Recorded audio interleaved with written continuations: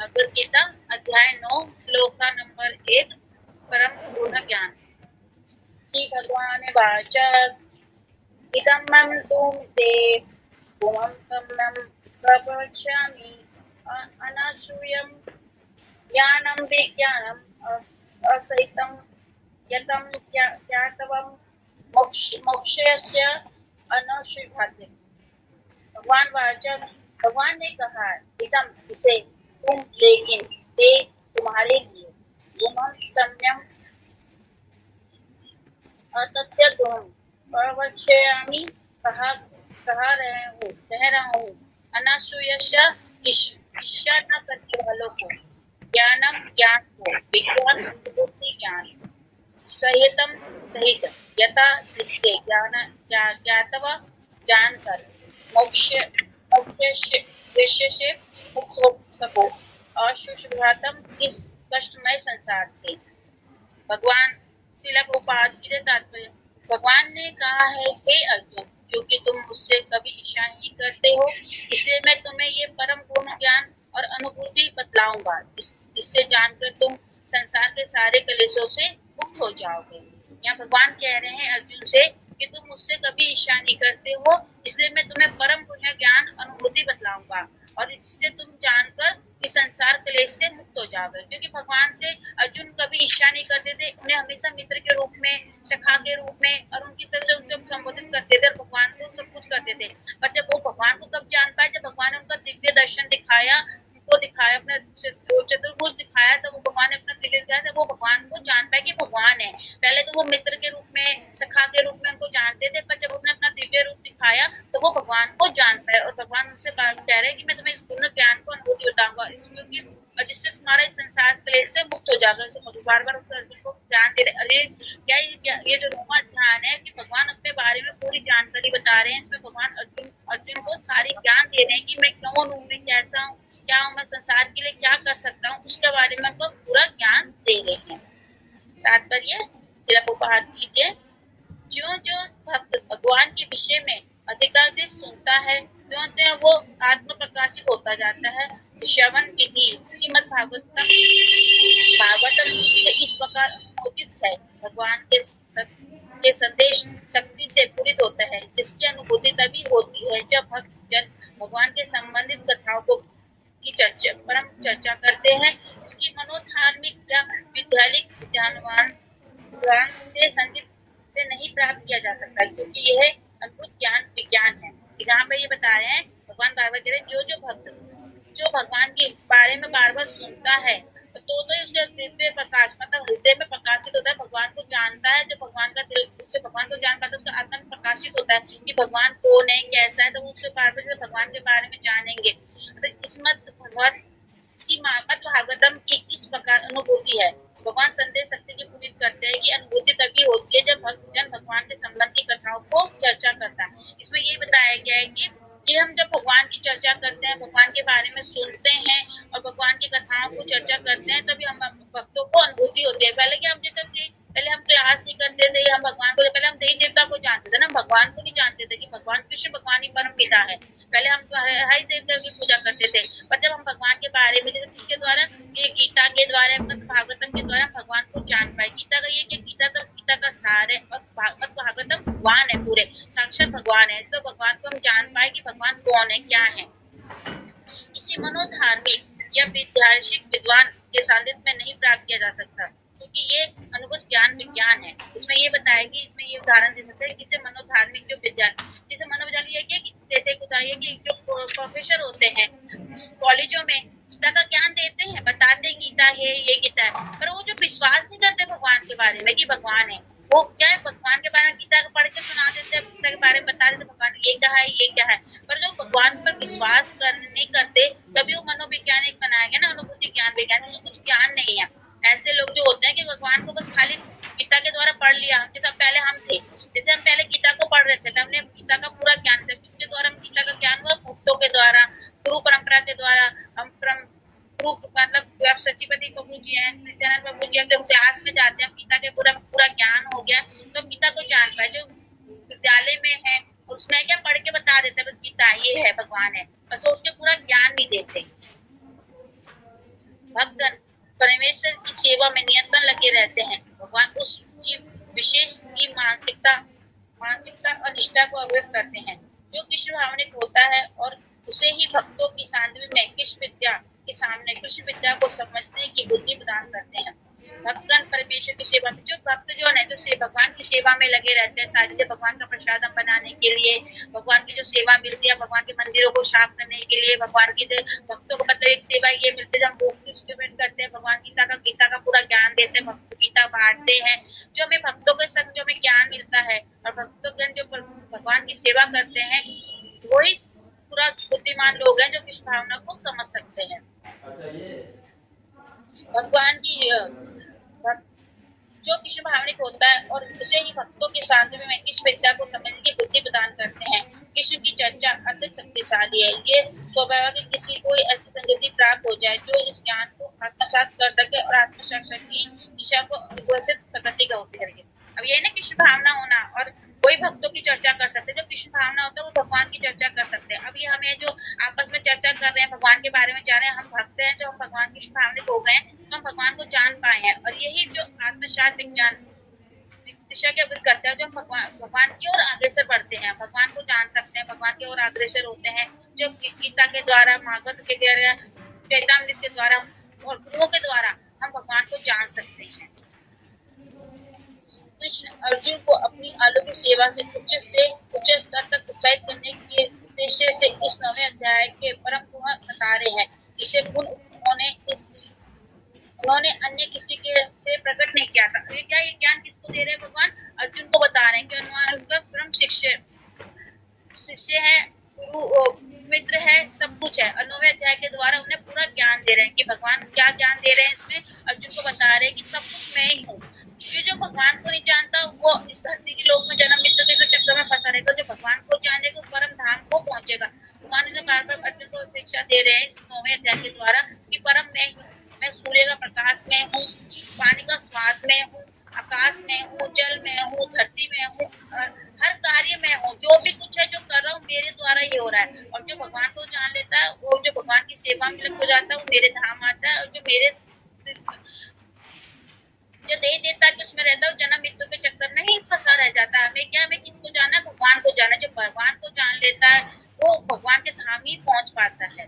और अर्जुन को बार बार यही समझा रहे हैं क्योंकि भगवान के पहले उसको संधा थी ना भगवान को कि पहले अध्याय में भगवान के उसको संधा थी मैं भगवान कैसे मैं लोगों को मार सकता हूँ, मैं कैसे मेरे रिश्तेदार सब खत्म हो जाएंगे तो मेरा कुछ नहीं होगा। बार बार उसको समझा रहे हैं कि मैं भगवान बार बार यही समझा रहे हैं कि सब मर चुके हैं, बस तुम मेरा ये मर चुके हैं पर उसका तुम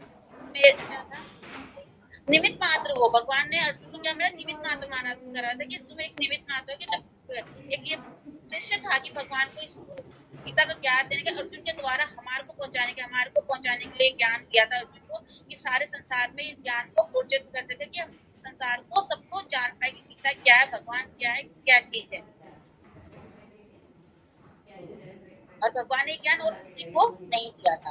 भगवत गीता के प्रथम अध्याय से शेष ग्रंथ की भूमिका जैसा है, द्वितीय तथा तृतीय अध्याय में इस आध्यात्मिक ज्ञान का वर्णन हुआ है और उसे कहा गया है। और 7वें 8वें अध्याय में इस विशेष विवेचना हुई है। इस भक्ति के संबंधी और कृष्ण भावना के ऊपर प्रकाश डालने के कारण कहे जाते हैं। जो पहला अध्याय भूमिका की उस पर है, भूमिका बताई गई थी और द्वितीय अध्याय में भगवान ने आत्मा और परमात्मा के बारे में हमारे को ज्ञान दिया है कि आत्मा पहले हम शरीर मानते थे पर इसको अब जब हमने गीता पढ़ी तो हमें पता चला कि शरीर ये आत्मा और परमात्मा है हमारे हृदय में। और हम पहले तो हम शरीर मानते थे ना, पहले हम इसको कुछ नहीं माने शरीर है। जब तक हमें गीता का ज्ञान नहीं हुआ था, भगवान के बारे में जान नहीं पाए थे तो हम इसको क्या शरीर मानते थे। और जब भगवान की गीता के बारे में जान पाए तो पता चला शरीर ही आत्मा है, आत्मा के द्वारा ही हमारा गुजरा। आत्मा ने कभी 9वें 7वें और 8वें अध्याय में भगवान किसके बारे में बता रहे हैं? भक्ति के बारे में बता रहे हैं कि हम भक्ति हमें कैसे करनी चाहिए और किसके साथ में करनी चाहिए। हमें भक्ति के बारे में पूरा ज्ञान दे रहे हैं। भगवान योग के बारे में बता रहे हैं, अब सब चीज के बारे में बता रहे हैं भगवान।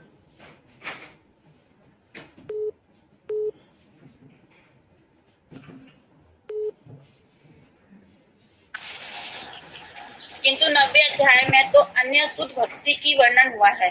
फलस्वरूप परम पुरुष कहा गया है। इसमें भगवान ने क्या बताया है कि भक्ति का शुद्ध भक्त है। 9वें अध्याय में क्या शुद्ध भक्ति के बारे में हमें भक्ति के बारे में बताया है, परंतु ये परम पूर्वक कहा गया है। इससे कृष्ण का परम पूर्व ज्ञान प्राप्त है, वो दिव्य पुरुष है। अतः इस संसार में रहते हुए भी ये भौतिक कलेश नहीं सता सकता। जिससे भगवान के बारे में ज्ञान हो जाता है, जिसको पूरा ज्ञान हो जाता है, जो सब सचिपति प्रभु जी उन्हें पूरा ज्ञान हो गया, तो ये कलेश जो बड़े बड़े गुरु महाराज हैं, प्रभुपाद जी हैं, सबने जो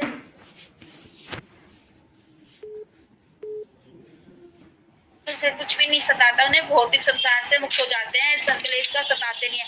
अब जो भगवान का थोड़ा भी नाम ले लेते हैं तो वो जो भगवान आता है, भगवान अपने भगवान कहते हैं जो मुझे एक बार भी याद कर लोगे तो मैं उसे मुक्ति तो जरूर दूंगा। भगवान ये कहते हैं भगवान के, भगवान को हमेशा याद रखना चाहिए। भगवान हर कार्य के लिए हमें भगवान को याद रखने से कार्य करना चाहिए।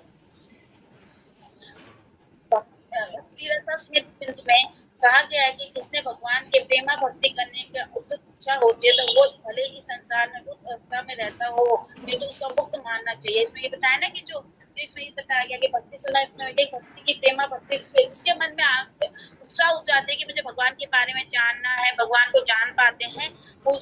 भले ही वो इस जगत के कुछ अवस्था में रहते, भौतिकता में क्यों ना रहता, पर उसे मुक्ति प्राप्त होती है, उसे प्राप्ति मिलती है। अब एक उदाहरण ये कि चूहा का ले लेते हैं। जैसे एक चूहा था, अब वो चूहा भगवान के यहाँ पे उसकी पूंछ जो चल रही है तो उसकी पूंछ जल जाती है, पूंछ जलती है तो उछल उछल के नाच रहा होता है, पर वो जिसे उसकी जलन के मारे वो नाच रहा था। भगवान कहते हैं देखो मेरा भक्त कैसा है कि देखो कितना अच्छी तरह नाच रहा है मेरा, तो भगवान उसको भी मुक्ति दे देते हैं। ये कहते नहीं भौतिकता के संसार में जो भी भगवान का एक बार बिना कहते हैं। अब जो दीपदान का उदाहरण ले लो, दामोदर मास में कहते हैं एक दिन जो दीपदान है, गलती से भी किसी ने दीपदान कर लिया, एक पीने वाले ने भी दीपदान कर लिया, उसकी भी मुक्ति होती है। जैसे एकादशी का व्रत है, कारण उसमें देखो राजा तो मांस खाता था, काम करता था, पर एक उसके पिताजी ने पता चला तो उसने घर से बाहर निकाल दिया। तो एक पेड़ के वृक्ष में रह के पूरे दिन भूखा प्यासा रहा और उसको क्या मुक्ति मिली, भगवान की भावना मिली, उसने एकादशी का व्रत कर लिया था। तो यही है कि हम भगवान को हमेशा याद रखेंगे, सब कुछ करेंगे तो भगवान हमेशा हमें भूल नहीं सकते। कहते हैं ना पूरे दिन मरते समय भी भगवान कहते हैं जब हम पूरे साल भक्ति करते हैं, जपा करते हैं, भगवान का ज्ञान करते हैं, श्रवण करते हैं, पर जब मरते समय भगवान का याद है, भगवान उस टाइम भगवान खुद अपने आप आ जाता है अपने भक्त को लेने के लिए कि देखो ये बहुत कष्ट में जो आवाज नहीं निकली, मेरे नाम का बोल नहीं पा रहा, पर अब मैं उसको मैं अपने ध्यान दे गया। क्योंकि तो पूरे साल पूरे मतलब हर वर्ष मेरा नाम किया, हरे कृष्णा कृष्णा कृष्णा हरे हरे, हरे राम राम राम हरे हरे, हरे प्रेम कथा सुनता था, भगवान के बारे में सुनते थे। तो हमें क्या हमेशा क्या हमें क्या रखना चाहिए, खाना बनाते समय क्या हमारे मन के अंदर क्या होना चाहिए, भगवान का भी मैं भगवान का खाना बना रही हूँ तो मैं मंत्र जाप करना रहना चाहिए, अंदर ही अंदर जपा करो। ये नहीं है कि मत करो, जाप करो, जपा करो, जप करो, जो कुछ भगवान कर लगे। हमें भगवान का धन्यवाद करना चाहिए, बोलते समय भी धन्यवाद करना चाहिए, सोते समय भी हमें भगवान का धन्यवाद करना चाहिए कि आपने जो आज कार्य करा बहुत बहुत धन्यवाद। पूरे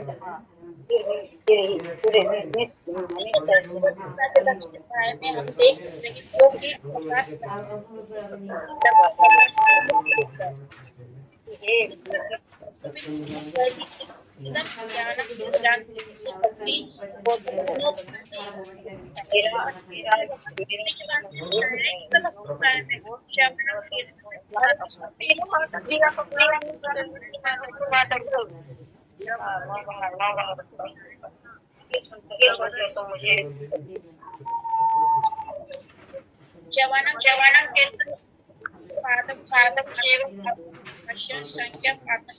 हमारी कितनी विधि बताइए भक्ति की? 9 विधि, और मेन विधि है कि श्रवणम और कीर्तनम।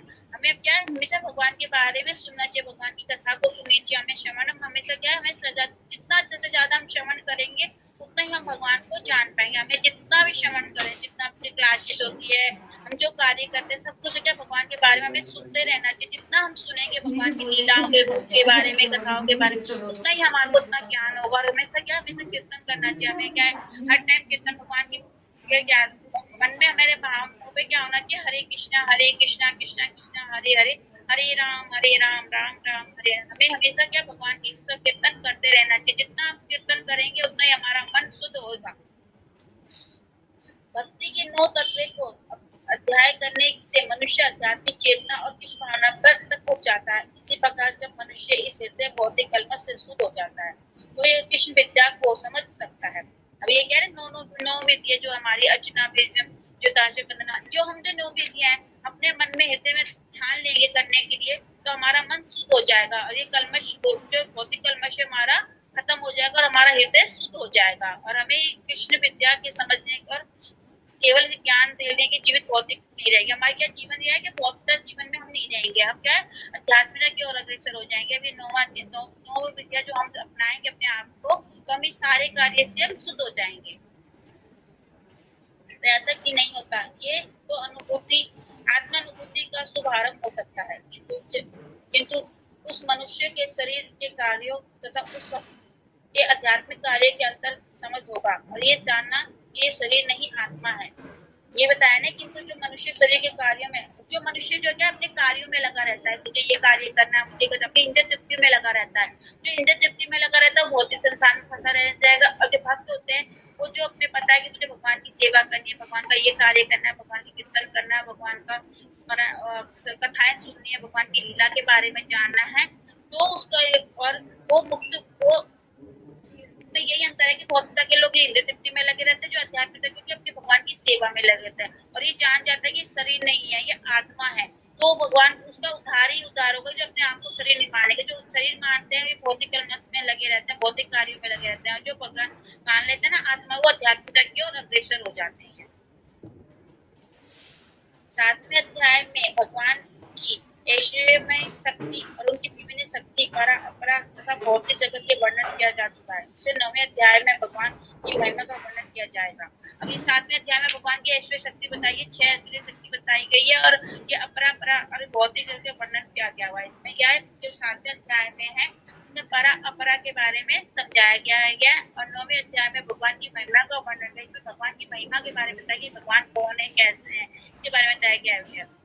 इस श्लोक के अनसूय शब्द की अधिक महत्वपूर्ण है। सामान्यतः बड़े से बड़े विद्वान भास्कर भी भगवान कृष्ण की इच्छा करते हैं, यहाँ तक कि बहुत शुद्धि विद्वान भी भगवत गीता के विषय में अशुद्ध व्याख्या करते हैं, क्योंकि वे कृष्ण के प्रति इच्छा रखते हैं और उनकी टिप्पणी व्यक्त करते हैं। इसमें ये बताया गया ना, भगवान ने शब्द का महत्व बताया गया कि शब्द ये है कि जो बड़े से बड़े विद्वान होते हैं, मुझे कुछ ज्ञान नहीं होता, वो भगवान की भर्त्सना करते हैं, क्योंकि वो खुद को अपने आप को भगवान मानने लगते हैं ना।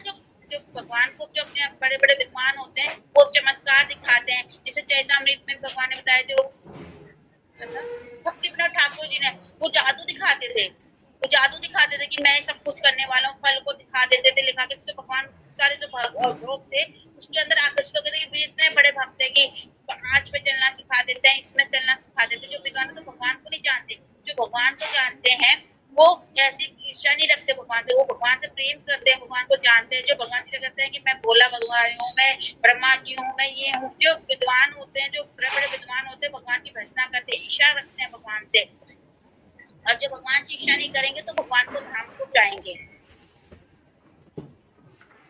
जो कृष्ण के प्रति इच्छा रखते हैं उनकी टिकना व्यक्त है, केवल भक्त कृष्ण भक्त द्वारा ही टिकनाएं मानी जाए। कोई भी ऐसा व्यक्ति जो कृष्ण के प्रति ईर्ष्यालु है और ना तो भगवत गीता की व्याख्या कर सकता है और पूर्ण ज्ञान प्राप्त कर सकता है।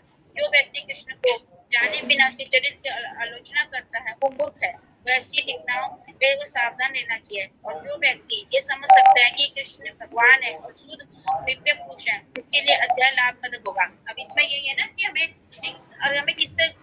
हमें किससे शिक्षा लेनी चाहिए, जिससे पूरा ज्ञान होता है, हमें उससे शिक्षा लेनी चाहिए, उनसे गीता सुननी चाहिए, उनसे भागवत सुननी चाहिए, उनसे चैतामृत सुननी चाहिए, जिससे सच्ची हमें सुननी चाहिए। और जो एक होते विद्वान होते हैं, बस विद्वान हो जाते हैं पर उन्हें पूरा ज्ञान नहीं होता भगवान के बारे में। भगवान के बारे में छत बोलते हैं, जो भगवान ने मक्खन चोरी करी वो भी लीला है। जो समझ सकता है वो लीला समझ सकता है, जो कहते हैं भगवान ने चोरी करी है। जो रुक्मणी का अपहरण करा था, कोई तो सोचेगा कि भगवान ने चूते को अपहरण करके प्यार करा था, पर जो कहते भगवान ने लीला करी थी, भगवान के ऊपर लीलाएं थी सारी, जो भी कर रहे थे भगवान की लीलाएं थी, जो भी कर रहे थे भगवान ने हर कार्य जो करे भगवान ने लीला करी। जैसे गोपियों की वस्त्र चोरी कर वो लीला करी थी, पर कोई कहते देखो वस्त्र चुराते भगवान कैसे थे। जो बड़े से बड़े विद्वान होते पर भगवान से इच्छा रखते वो ये भगवान को नहीं बता पाते। जो भगवान से पूरा प्रेम भक्ति वाले से प्रभुपाद जी के द्वारा हम भगवान को जान पाए, सब कुछ पाए। अभी एक उदाहरण ये है कि जैसे मोची का था, जैसे मोची था, मोची के जब हम नारद जी मुनि ब्राह्मण थे तो मोची कह रहे कहाँ जा रहे भगवान के पास जा रहे, पूछना देखना भगवान क्या कर रहे हैं, वहां जाते हैं भगवान के बारे में पूछते मेरी मुक्ति कब होएगी। तो भगवान के पास नारद मुनि जाते हैं तो नारद मुनि कहते हैं मोची पूछ रहा मेरी मुक्ति कब होगी, और ब्राह्मण कहते हैं मेरी मुक्ति, बोले भाई उसको ब्राह्मण के तो टाइम है और मोची की मुक्ति हो जाएगी। तो भगवान बोले भाई वो पूछेगा तुम भगवान क्या कर रहे थे, तो कह देना भगवान सुई में से हाथी निकाले थे। तो नीचे आया तो ब्राह्मण ने पूछा भगवान क्या कर रहे थे, बोले भगवान तो सुई में से हाथी निकाले। बोले पागल तो नहीं, कोई सुई में से हाथी निकल सकता है? नहीं। तो मोची के पास जाता है, बोले नारद मुनि से बोले क्या कर रहे थे भगवान, बोले भगवान तो सुई में से जो हाथी निकाले थे। बोले तो मेरे भगवान ही कर सकते हैं सब कुछ। बोले बोले भगवान तुम कैसे मान सकते हो भगवान कर सकते? बोले भगवान एक छोटे से बीज में से एक बरगद का पेड़ तैयार कर सकते हैं, तो ये सब क्या भगवान ही कर सकते हैं, कि भगवान के बिना ये कोई कार्य नहीं कर सकता। अब देव देवता के पास जाएंगे तो देव लोग पहुंचेंगे, पर जब भगवान के पास जाएंगे तो भगवान के धाम जाएंगे, देवों के पास जाएंगे तो अपने अपने कर्म साध है पूरा हो जाएगा, फिर हम इस धरती लोक में फिर आ जाएंगे, फिर जन्म मृत्यु के चक्कर में फंसे रह जाएंगे। फिर हमें ऐसा कार्य करना चाहिए, भगवान के बारे में जानना चाहिए, भगवान की लीलाएं करनी चाहिए इसमें। और इसमें भगवान बार बार यही कह रहे हैं ना कि मुझे जानो, मुझे फल कुछ भी नहीं चाहिए, मुझे तुम प्यार से तुलसी का दल भी चढ़ा दोगे तो मैं उससे खुश हो जाऊंगा, और वो भी तुम्हारे पास नहीं तो मेरे तो तुम तो दो बूंद आंसू से मेरे चरण पास दोगे तो मैं उससे भी खुश हो जाऊंगा। तो भगवान क्या कहता है मुझे कुछ चीज की कमी नहीं है, मेरे को किसी चीज की जरूरत नहीं है, बस तुम मेरे को याद रखो, मरते चलते हर कार्य करते समय क्या मुझे याद रखोगे ना, तो मैं सब कुछ भगवान को याद रखेंगे, जितना हम कर सकते हैं भगवान। इसमें भी भगवान यही बार बार अर्जुन को समझा रहे हैं कि बस मुझे ध्यान में रखते हुए अपने युद्ध को और कार्य करो, जो कार्य करना है सब कुछ करो। बार बार यही भगवान कह रहे हैं कि मैं ही सब कुछ करने वाला हूँ, मेरे पूरा ज्ञान इसमें यही बताना चाहते हैं भगवान, मैं ही हूँ सब कुछ करने वाला, और कोई नहीं है। हरे कृष्णा प्रभु जी, हरे कृष्णा प्रभु जी।